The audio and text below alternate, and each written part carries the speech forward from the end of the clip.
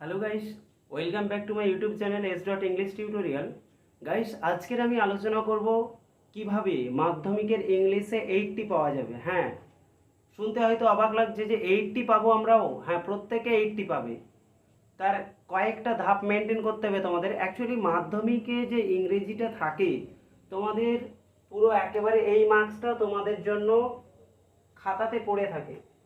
শুধুমাত্র বেছে লিখতে পারলেই তোমাদের জন্য এই মার্কসটা তোমরা ফ্রি পেয়ে যাবে। সিন 20, আনসিন 20, এটা তো তোমরা বেছে বেছে লিখবে।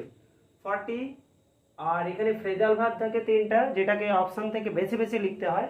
এবং তার সাথে সাথে তোমাদের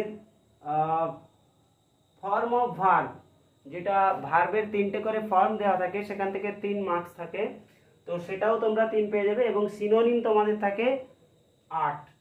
তো এইগুলো তোমরা এমনিতেই মার্কস পাবে যদি মাত্র কেবলমাত্র একসাথে জড়ো করা শিখতে পারো। এবার বলবে তাহলে আমরা কি করে পাবো, সেটা কিন্তু এক একটা ধাপ আমি বলবো। এবং রাইটিংগুলো এবং কোন কোন টেক্সটগুলো এবারের জন্য ইম্পর্টেন্ট আছে সেগুলো আমি এক এক করে আলোচনা করব। তোমরা এই চ্যানেলটিকে সাবস্ক্রাইব করে রাখো, এক এক করে কিন্তু আমি সব ধরনের ভিডিওগুলো আনতে থাকবো। তো চলো দেখো, তোমাদের মাধ্যমিকের সিন থাকে 20 মার্কস। আমি ধরেই নিলাম তর্কের খাতিরে যে 2 মার্কস আমার ভুল হয়ে গেছে, শর্ট কোশ্চেন হোক কিংবা 2 মার্কসের কোশ্চেন, মোট আমি 2 বাদ দিলাম। তাহলে কত থাকলো? 18 মার্কস। তার মধ্যে আবার থাকে প্রোজ থেকে থাকে 12 এবং পোয়েম থেকে থাকে 8 মার্কস। এই নিয়ে তোমাদের থাকে 20 মার্কস। এবং আনসিন থাকে তোমাদের 20, সেখানে আমি ধরেছি 17, 3 নম্বর বাদ দিয়েছি। তাহলে এখানে 18, এখানে 17 হলো কত? 18 আর 17 মিলে হচ্ছে 35, 35 মার্কস। এবং তারপরে গ্রামার থাকে, ফর্ম অফ ভার্ব, এটা 3 মার্কে থাকে। ফর্ম অফ ভার্বটা তোমাদের একটু ভালো করে প্র্যাকটিস করতে পারলে তোমরা 3-এর 3 পেয়ে যাবে। আর্টিকেল অ্যান্ড প্রিপোজিশন, এটা 3 নম্বরে থাকে।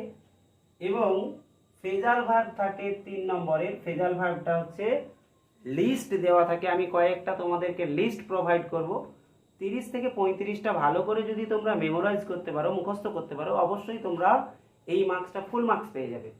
সেই জন্য এখানে দেখো, ফ্রেজাল ভার্ব 3 নম্বরে ডু অ্যাজ ডাইরেক্টেড, এটাতে তোমাদের থাকে ভয়েস ন্যারেশন, তো প্রায় ম্যাক্সিমাম সময় থাকে। তার সঙ্গে কখনো কখনো ডিগ্রি দিতে পারে, কখনো আবার দিয়ে দিতে পারে কমপ্লেক্স দিতে পারে। তো যেটাই দিক না কেন সেটা বেশ কয়েকটা আমি সেট প্র্যাকটিস করাবো, সেটাতে তোমরা পেয়ে যাবে সেরকম টাইপের। এবার দেখো সিনোনিম, এটা 8 মার্কসের, এটা থাকে কিন্তু তোমাদের 6-এর দাগে। এটা হচ্ছে সব থেকে ডিফিকাল্ট। হ্যাঁ, যারা খুব ব্রিলিয়ান্ট স্টুডেন্ট তাদের ক্ষেত্রে ওটা কখনো কখনো সমস্যাজনক হয়ে যায়।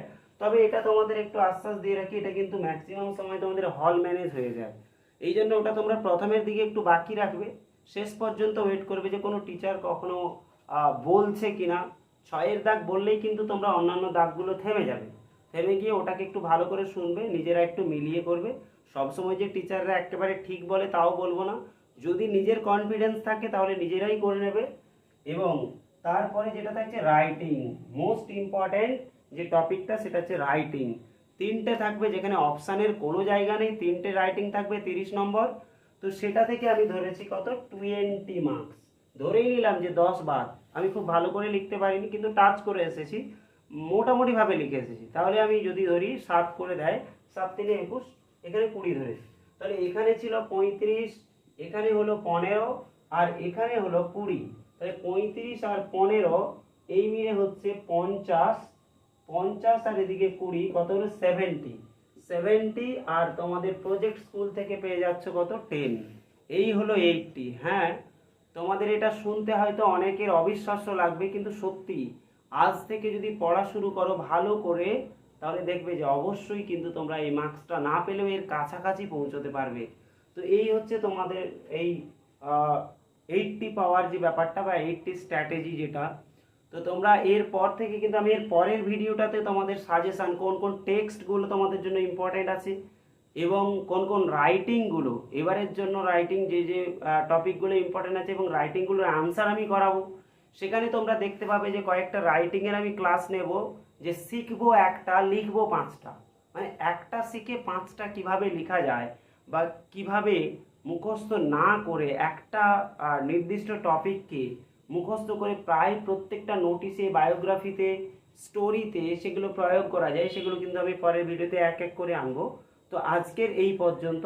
তোমরা অবশ্যই চ্যানেলটিকে সাবস্ক্রাইব করে রাখবে, কারণ আমি এই চ্যানেলে তোমাদের সমস্ত ধরনের ভিডিওগুলো এক এক করে মাধ্যমিক পর্যন্ত ছাড়তে থাকবো। তো ভালো থেকো এবং পরবর্তী ভিডিওতে দেখা হচ্ছে।